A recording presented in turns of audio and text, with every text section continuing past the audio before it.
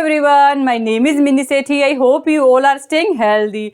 Today we are going to talk about economic reform since 1991. In this chapter we will study about what is the meaning of economic reforms and what are the reason of economic reforms and what are liberalization, privatization and globalization. So let's start it. So what do you mean by economic reforms? Economic reforms mean changes made in the economy so that we can solve prevalent economic problem of the country. Economic reforms mean changes made in the economy so that we can solve prevalent economic problem of the country. In India, economic reforms were introduced in 1991 and there were so many reasons for economic reforms.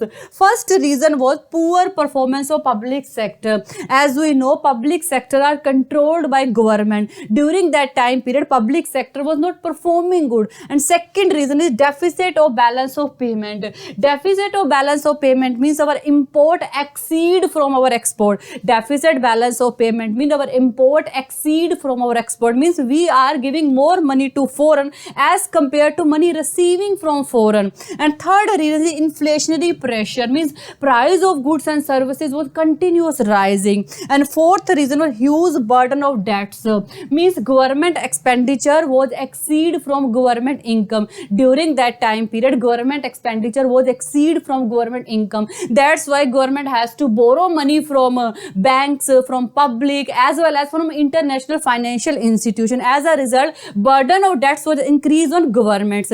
Due to this reason, we have to bring economic reforms in India. And major economic reforms was introduction of new economic policy. Major economic reforms was introduction of new economic policy. And new economic policy basically have three components, or we can say that new economic policy has three elements. These elements are liberalization, privatization and globalization. One by one we discuss about each. Firstly, we talk about liberalization. Liberalization means the removal of entry and growth restriction on private sector. Liberalization means the removal of entry and growth restriction on private sector. Before 1991, there was so many anti-restriction on private sector. Means if they want to start their business, they have to follow so many rules and regulation. But during liberalization, government mostly remove entry and growth restriction on private sector so that they can freely invest and economy can become more competitive. There are so many reforms under liberalization: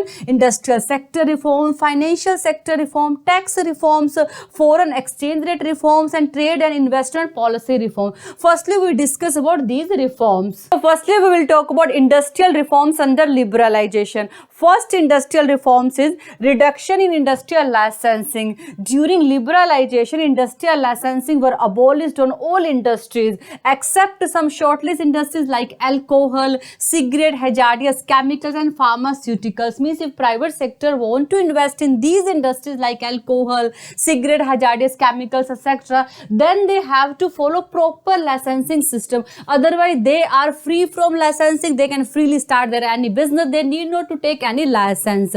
And second industrial reforms is decrease the role of public sector. During liberalization, public sector was reduced from 17 to 3 industries. Means before 1991 there was 17 industry under the control of government, but now it reduced from 70 to 3, means now only 3 industries are in the control of government. And name of these industries are defense equipment, atomic energy generation and railway transport. Now we will see financial sector reforms under liberalization. One of major aim of financial sector reforms to reduce the role of RBI from regulator to facilitator of financial sector. One of major aim of financial sector reforms to reduce the role of RBI from regulator to facilitator of financial sector. As we know, RBI is the Reserve Bank of India. Earlier, RBI was performing role as a regulator, means it was imposing so much rules and regulation on banks. It was making too much controls on bank. But now RBI role changed from regulator to facilitator, means now RBI will guide and help bank so that it can develop and work together. Now we will see tax reforms under liberalization. As we know, there are two types of tax, direct tax and indirect tax. And first tax reforms is reduction in corporation tax.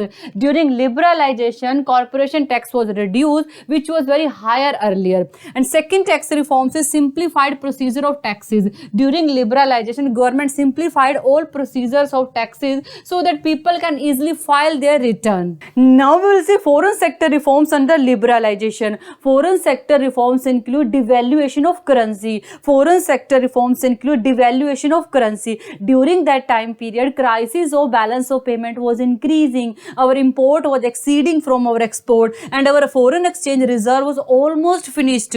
Foreign exchange reserve means the reserve currency of another country. So our government devaluate our currency, and currency devaluation means reduce the value of our currency against the currency of another country.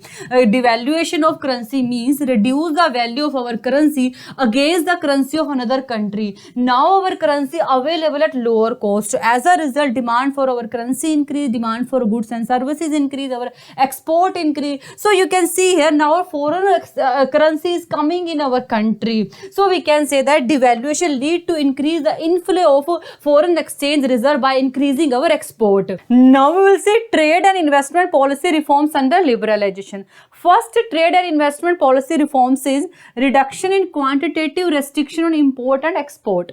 Quantitative restrictions means we can do export and import within specific limit. But during liberalization, quantitative restriction on import and export was reduced. Now we can freely import and export. Second reform is removal of export duties.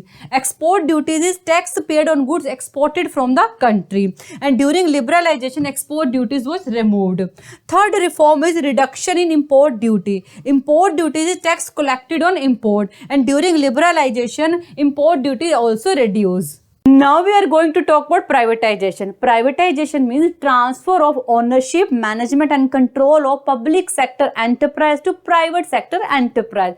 Privatization means transfer of ownership, management and control of public sector enterprise to private sector enterprise. In simple terms, we can say that privatization is converting government companies into private companies. And privatization can be done in two ways. First is transfer of ownership and management to private sector. Here government completely sell their business to private sector. And second way is disinvestment. Disinvestment is a process where public sector sell their certain percentage share to private sector or public.